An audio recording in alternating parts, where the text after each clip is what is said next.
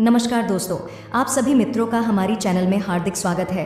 दोस्तों, सुबह के लगभग 9 बजे का टाइम होगा कि थाने में 2 औरतें पहुंचती हैं और कहती हैं कि दरोगा जी हमारी रिपोर्ट लिख लीजिए। उस वक्त में थाना प्रभारी थाने में मौजूद थे और बैठे हुए किसी फाइल को बड़ी गौर से देख रहे थे। उन औरतों की तरफ थाना प्रभारी ने नज़र उठा करके देखा तो दोनों औरतें जवान और खूबसूरत थीं। थाना प्रभारी ने उन्हें अपने सामने वाली सीट पर बैठने के लिए कहा, फिर एक सिपाही से मंगाया और उन दोनों को पानी पीने के लिए दिया और फिर कहा कि अब आराम से अपनी बात बताइए। उनमें से एक औरत बोलती है कि साहब, ये मेरी छोटी बहन है और मेरे पति ने इसके साथ बलात्कार किया है। मेरे पति को आप गिरफ्तार कर लीजिए। वह मेरी बहन पर बहुत दिनों से नज़र रखता था और आज उसने अपने मन की मुराद पूरी कर ली। थाना प्रभारी उस औरत की यह बात सुनकर बड़े हैरान और परेशान थे कि एक पत्नी अपने पी के खिलाफ मुकदमा लिखा रही थी रेप का कि उस आदमी ने अपनी साली के साथ बलात्कार किया है। बहरहाल, क्योंकि नामजद रिपोर्ट थी, थाना प्रभारी उसकी ये रिपोर्ट दर्ज करा देते हैं और फिर उस आदमी को गिरफ्तार कर लेते हैं। गिरफ्तार करने के बाद उसको जेल भेज देते हैं। 3 दिन जेल में रहने के बाद आज अदालत में उसकी पेशी थी और वह सर झुकाए हुए खड़ा था और वह हाथ जोड़कर जज साहब से कह रहा था कि जज साहब, एक बार मेरी बात सुन लो। मैंने अपनी साली के साथ जो ज़बरदस्ती की है ये जानबूझकर नहीं किया है। ये सही है कि मैंने साली के साथ संबंध बनाए हैं, लेकिन इसमें गलती मेरी नहीं है। अगर सच आपने सुन लिया तो आपके भी रोंगटे खड़े हो जाएंगे। जज उसकी यह बात सुनकर बड़ा हैरान और परेशान होता है और फिर उससे कहता है कि हम तुम्हारी बात ज़रूर सुनेंगे। हम एक तरफ की बात सुन करके कोई भी फैसला नहीं देंगे, दोनों पक्षों की बात सुनेंगे। और फिर दोनों पक्षों की बात सुनकर जज ने एक ऐसा अनोखा फैसला सुनाया कि सारे जो लड़की के घर वाले थे और वह आदमी था, जज के सामने हाथ जोड़ते हैं और कहते हैं कि जज साहब, ऐसा मत करो। चाहे मुझे आप अदालत के रूह से जो मेरे खिलाफ सज़ा बनती है, ज़िंदगी भर के लिए मुझे जेल में डाल दो, लेकिन सबके सामने ऐसा मत करो। ऐसा क्या? उस जज ने फैसला सुनाया था कि सबके रोंगटे खड़े हो गए थे। दोस्तों, बड़ी ही हैरतनाक और बड़ी ही इंटरेस्टिंग कहानी है जो आज से पहले आपने कभी नहीं सुनी होगी। जीजा और साली के रिश्तों पर आधारित आपने पहले बहुत सी अखानी सानी सुनी होंगी, लेकिन यह आज आपको एक अनोखी कहानी मैं सच्ची घटना पर आधारित सुनाने जा रहा हूँ। बस आपसे वही रिक्वेस्ट कि प्लीज़ चैनल को सब्सक्राइब और लाइक ज़रूर कर दिया करें। लाइक की बहुत कमी चल रही है दोस्तों। सभी के नाम बारी बारी से लूँगा। सभी के मेरे हाथ में लीड है दोस्तों। जब वह औरत मुकदमा लिखा करके घर आती है तो फिर कुछ देर बाद पुलिस पहुँच जाती है और पुलिस उस आदमी को गिरफ्तार कर लेती है। वह कहता है कि मेरा कसूर क्या है, मुझे किस जुर्म में गिरफ्तार किया जा रहा है, क्योंकि उसे यह बिल्कुल भी खबर नहीं थी कि उसकी पत्नी उसके खिलाफ मुकदमा लिखा देगी। और उसने सुबह को अपनी पत्नी और अपनी साली के साथ हाथ जोड़कर उनसे मिन्नतें की थी, खुशामद की थी कि ये जो कुछ भी हुआ है अनजाने में हुआ है, यह मैंने जानबूझकर नहीं किया है, मेरी इसमें कोई खता नहीं है। लेकिन उसकी साली और उसकी घरवाली दोनों ही उसकी बात को ठुकरा देती हैं और थाने जाकर के रिपोर्ट लिखा देती हैं, जिसके नतीजे में पुलिस उसको गिरफ्तार करके फिर जेल भेज देती है। जेल जाने के बाद फिर कुछ दिन बाद जब उसकी पेशी होती है, अदालत में मुकदमा शुरू होता है। जब मुकदमे की सुनवाई होती है तो उसको अदालत में लाया जाता है। उसकी साली भी अदालत में मौजूद थी, उसकी बीवी भी अदालत में मौजूद थी और वह भी सर झुकाए नीचे खड़ा था। दोस्तों, वह कौन था? उसका नाम अखलाक था और वह बहुत ही शरीफ घराने से ताल्लुक़ रखता था। वे 2 भाई थे। उनके माँ बाप ने उन्हें बहुत अच्छे संस्कार दिए थे और उनके बाप की भी आसपास के इलाकों में काफ़ी इज्जत थी।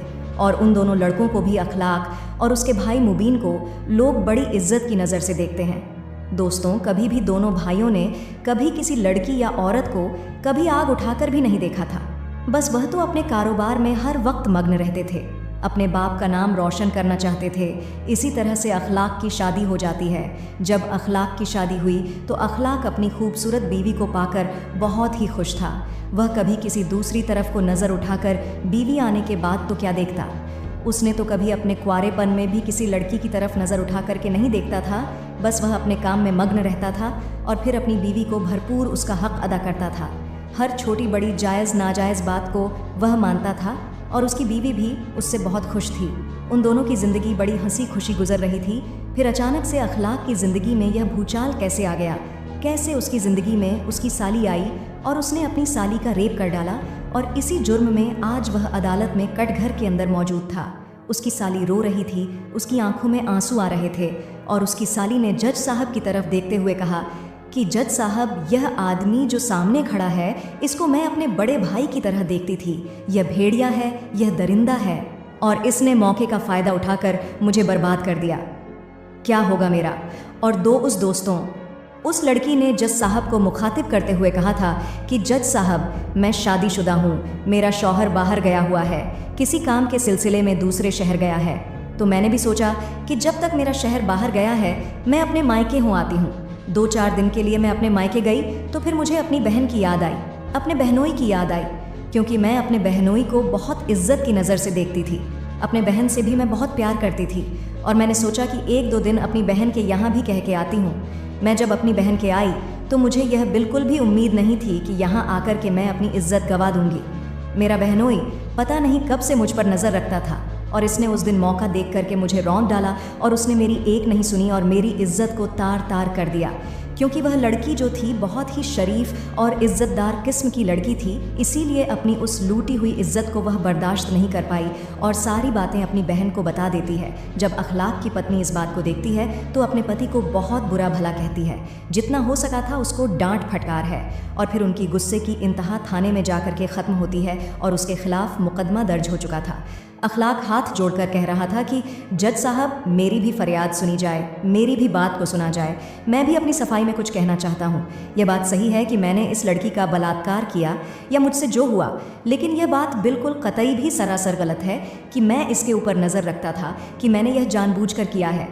फिर बीच में ही अखलाक अपनी पूरी बात भी नहीं कर पाया था कि उसके सास ससुर भी वहीं बैठे हुए थे और वह दूर से ही चीखने लगे और कहने लगे, जज साहब, यह आदमी इतना एहसान फरामोश निकला कि हमारे यहाँ बेटियाँ हैं, एक बेटी हमने इससे भी आई है, एक दूसरी जगह भी आई है और 2 अभी कुंवारी हैं। हमारे कोई भी बेटा नहीं है, लेकिन हमने इस आदमी को बेटे का दर्जा दिया। हमने सोचा कि दामाद भी तो बेटे की ही तरह होता है और कभी भी हमने अपनी बेटियों में और इसमें यह अंतर नहीं किया कि यह हमारी औलाद के जैसा नहीं है। जब भी हमारे घर आया हमने अपने बेटे जैसा इसको बर्ताव किया। हर छोटी मोटी बात को हम इससे शेयर करते, किसी भी कोई भी काम हमें करना होता हम इससे मशवरा लेते, लेकिन हमें क्या पता था कि यह हमारी बेटियों पर नज़र रखता है और इसने यह वहशीपन हमारी एक बेटी के ऊपर दिखा भी दिया है। अब हमारी इज्जत का क्या होगा? लोग तो मौका तलाश करते हैं। जब उन्हें पता लगेगा कि उनके दामाद ने, जिसे उन्होंने इतना सर पर चढ़ा रखा था, जिसको वह इतना मान सम्मान देते थे, इतनी इज्जत देते थे, आज उसी दामाद ने उनकी बेटी की इज्जत को रौंद डाला है, उसका बलात्कार कर दिया है। जज साहब, हम किसी को मुंह दिखाने के काबिल नहीं रहे। इसको फांसी की सज़ा देना यह माफ़ी के लायक नहीं है। अखलाक अपने सास ससुर की तरफ बड़ी हैरानी से देख रहा था कि उसके माँ बाप जैसे सास ससुर आज उसको कैसी खा जाने वाली नज़रों से देख रहे हैं और उसके लिए फांसी की मांग कर रहे हैं। जब वह खामोश होते हैं तो जज साहब अखलाक की तरफ देखते हैं और कहते हैं कि अखलाक, ऐसा नहीं है कि हम एक पक्ष का बात सुनकर ही कोई फैसला सुना दे। मैं जज हूँ और जब तक दोनों तरफ की बात अच्छी तरह से ना सुन लूँ और तब तक किसी नतीजे पर नहीं पहुँचेंगे। इसीलिए तुम्हें पूरा टाइम दिया जाएगा अपनी बात कहने का। इसलिए तुम्हें जो भी कुछ कहना है अपनी सफाई में तुम कह सकते हो। तब अखलाक ने कहना शुरू किया कि जज साहब, इस बात में कोई दो राय नहीं है कि मुझसे यह गलती हुई है और मैं शुरू से ही इस बात को मान रहा हूँ कि मैंने अपनी साली के साथ ज़ोर ज़बरदस्ती की है, उसके साथ ज़्यादती की है, उसकी इज्जत को लूटा है। लेकिन यकीन मानिए, इसमें मेरा कोई कसूर नहीं है और इसमें जो कसूर है सारा वो मेरी साली का है। जज साहब ये सुनकर बड़े हैरान थे और सभी लोग बड़ी हैरानी के साथ अखलाक की तरफ देख रहे थे कि आखिर ऐसी क्या वजह है जहां उसकी साली फूट फूट कर रो रही है और अपनी बेबसी पर आंसू बहा रही है और अखलाक कह रहा है कि इस बलात्कार में उसका कोई दोष नहीं है, बल्कि सारा दोष उसकी साली का है। फिर जज साहब ने उससे कहा, वकील जो वहाँ पर खड़े थे उन्होंने कहा कि भाई, आप साफ साफ ये बताइए कि तुम्हारी साली का कसूर इसमें क्या है। इसमें पहेलियाँ बुझाने की कोई ज़रूरत नहीं है, साफ साफ आप बता दो कि किस तरह से ये मामला पेश आया। अखलाक कहता है कि जब साहब मुझे नहीं पता था कि मेरे घर पर मेरी साली आई हुई है। इसे क्या ज़रूरत थी कि शाम को सर्दी का टाइम था, मौसम ख़राब था और इसने मेरी बीवी के कपड़े पहने हुए थे और यह मेरे बिस्तर में लेटी हुई थी। मुझे यह खबर नहीं थी कि आज घर पर मेरी साली आई हुई है। मैं काम से वापस आया और जाकर के अपने बिस्तर में घुस जाता हूँ और मैंने तो यही समझा कि इस बिस्तर में मेरी बीवी पड़ी हुई है और मैंने अपनी बीवी समझ करके अपना हक उस पर जमा दिया। उसके बाद में उसकी साली बड़ी हैरान और परेशान नज़रों से उसको देखती है और कहती है कि जज साहब, यह झूठ बोल रहा है, क्योंकि जब इसने रात को मुझे दबोचा था मैं उस वक्त नींद की हालत में थी, मैं सोई हुई थी, मुझे नहीं पता था कि कौन आदमी यहाँ पर आया है। जज साहब, मैं तो अपनी बहन से मिलने गई थी और फिर मैं इनके कमरे में इनके बेड पर सो गई थी। तो क्या इसमें यही मेरी खता थी कि मैं इनके बेड पर सोई हुई थी और उसके बदले में ये मेरी इज्जत लूट ले? जज साहब, एक बात और, यहाँ पर आप नोट करना कि जब इन्होंने मेरे साथ जोर ज़बरदस्ती की तो मैंने इन्हें रोकने की कोशिश की और इन्होंने मेरी आवाज़ को दबा दिया था। यानी मेरी आवाज़ को इन्होंने इतना दबा दिया था, मेरे मुंह पर हाथ रख लिया था और मेरी आवाज़ को निकलने ही नहीं दिया था ताकि मैं चीख सकूं, चिल्ला सकूं। यह बात मैं यहाँ सबके सामने ने बताना नहीं चाहती थी, लेकिन जब बात इज्जत की है और मुझे झूठा ठहराया जा रहा है तो मुझे मजबूरन यह बात बतानी पड़ रही है कि अगर यह अनजाने में मेरे साथ इस काम को करते, अपनी बीवी समझकर मेरे साथ इस काम को अंजाम देते, तो फिर यह मुझे, जब इन्हें पता चला कि मैं इनकी बीवी नहीं हूँ, इनकी साली हूँ, तो उस वक्त यह मुझे छोड़ सकते थे। लेकिन यह नहीं माने और जब तक इनकी हवस शांत नहीं हुई तब तक इन्होंने मुझे नहीं छोड़ा, और जब इनकी हवस शांत हुई तभी इन्होंने मुझे छोड़ा था और यह मुझसे अलग हुए थे। उसके बाद ये शर्मिंदगी दिखा रहे हैं, आंसू बहा रहे हैं कि मैं बेकसूर हूँ और मैंने यह काम अनजाने में किया है।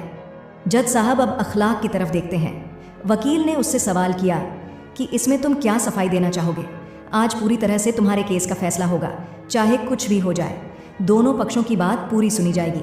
अखलाक कहता है कि साहब, उस दिन सबसे बड़ी गलती मेरी यह है कि मैं उस दिन काम से जल्दी आ गया था, कि मैं जब काम पर गया था तो दिन में मौसम ठीक ठाक था, हल्की हल्की सर्दियों का टाइम था, लगभग नवंबर जाने वाला था और दिसंबर आने वाला था कि अचानक मौसम खराब हुआ। मैं अपनी दुकान पर खाली बैठा था, उस दिन काम भी नहीं था। मौसम खराब होने की वजह से मुझे सर्दी भी सताने लगी थी और कई दिनों से, पिछले कई दिनों से मेरी पत्नी से मेरा हल्का फुल्का झगड़ा चल रहा था। वो मुझसे नाराज़ चल रही थी, यानी लगभग 10-15 दिनों से मैंने अपने पत्नी के सुख को भी प्राप्त नहीं किया था। मुझे अपनी पत्नी का सुख नहीं मिला था और मुझे आज अपनी पत्नी की उस सर्द मौसम में बड़ी याद सता रही थी। मैंने सोचा कि जाकर के कुछ भी हो, चाहे मुझे अपनी पत्नी से माफ़ी मांगनी पड़े, जो नाराज़गी है उसको दूर करके आज मैं अपनी पत्नी के साथ रात गुजारूंगा। बस यही सारे मन में विचार मेरे आते हैं और मैं दुकान को बंद करके घर की तरफ चल देता हूँ। मुझे यह नहीं पता था कि मेरी साली घर पर आई हुई है। जब मैं घर में आया, मैंने बैग एक तरफ रखा। शाम का टाइम हो चुका था। तब मैंने कमरे में देखा, उस कमरे में ज़्यादा रोशनी भी नहीं थी क्योंकि शाम का टाइम हो चुका था। मेरी साली जो है, मैंने उसके चेहरे को नहीं देखा और वह उल्टे हुए पड़ी थी और उसने मेरी बीवी के ही कपड़े पहने हुए थे, क्योंकि अक्सर जो औरतें अपने शौहर के सामने, अपने पति के सामने रोज़मर्रा दिन में जो कपड़े पहनती हैं, इतना ही तो उसको ध्यान होता ही है कि यह कपड़े मेरी बीवी के थे। बस मैंने यही सोचा कि बिस्तर पर मेरी बीवी लेटी हुई है और मैंने उसको सरप्राइज़ देने के लिए उसी वक्त लाइट बंद कर दी और मैंने अंधेरे में अंधेरे का फ़ायदा उठाकर उसको दबोच लिया। फिर जब उसने वह बात कही थी कि उसने उसके साथ ज़बरदस्ती की थी और उसको पता चल गया था कि वह उसकी साली है, वो कहता है कि मैंने यही सोचा कि आज मेरी बीवी मुझसे नाराज़गी की वजह से पीछा छुड़ाना चाहती है, इसीलिए मैंने उसका मुंह दबा लिया था और उसके साथ ज़बरदस्ती की थी। इस बारे में मैं बस इतना ही कहूँगा कि यह जो कुछ भी हुआ, यह मुझसे अनजाने में हुआ। मैंने जो उसको ज़बरदस्ती की थी सिर्फ इसलिए की थी क्योंकि कई दिनों से मेरी बीवी मुझसे नाराज़ चल रही थी और आज मैंने मन में ठान लिया था कि चाहे कुछ भी हो जाए, आज मैं अपनी बीवी की कुर्बत हासिल करके रहूँगा। आज उसके साथ मैं रात गुजार के रहूँगा, चाहे वह राज़ी से माने तो राज़ी से, और राज़ी से ना माने तो चाहे मैं उसको ज़बरदस्ती मुझे करनी पड़े, क्योंकि लगभग 10-15 दिनों से मैं अपनी बीवी के पास नहीं गया था। जज साहब, यह मेरी गलती है और जज साहब, जब मैं अपनी साली से अलग होता हूँ तब उसके बाद में मैंने उसकी शक्ल जब देखी तब मुझे पता लगा कि यह तो मेरी बीवी नहीं है और यह मेरी साली है। मुझे बड़ी शर्मिंदगी होती है। ये रोती पीटती कमरे से बाहर निकलती है और कमरे से बाहर निकलने के बाद ये मेरी बीवी के पास चली जाती है। मेरी बीवी उससे पूछती है कि तुम क्यों रहे हो, रो रहे हो, तो वह सारी बात बताती है क्योंकि उस वक्त वह किचन में काम कर रही थी और लगभग रात के 9:30 बजे का टाइम हो चुका था। वो अचानक से मेरी तरफ देखती है और मेरी बीवी ने मुझसे पूछा था कि तुम कब आए।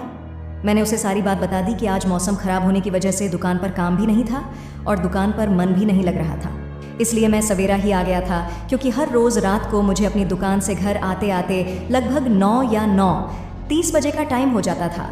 लेकिन उस दिन मैं लगभग 8 बजे ही घर पहुंच गया था और 8 बजे घर पहुंचने के बाद जब कमरे में अपनी बीवी को बेशुद्ध पड़े देखा तो बस नीयत खराब हो गई थी। मेरी बीवी सारी बातें मुझसे पूछ रही थी कि तुम दुकान से कब आए, कब कमरे में गए और तुम्हें यह पता नहीं चला कि यह तुम्हारी बीवी है या तुम्हारी साली है। बहरहाल उस वक्त भी वह अपनी बीवी से बहुत माफ़ी मांगता है और बहुत मिन्नतें करता है कि यह मुझसे गलती हुई है।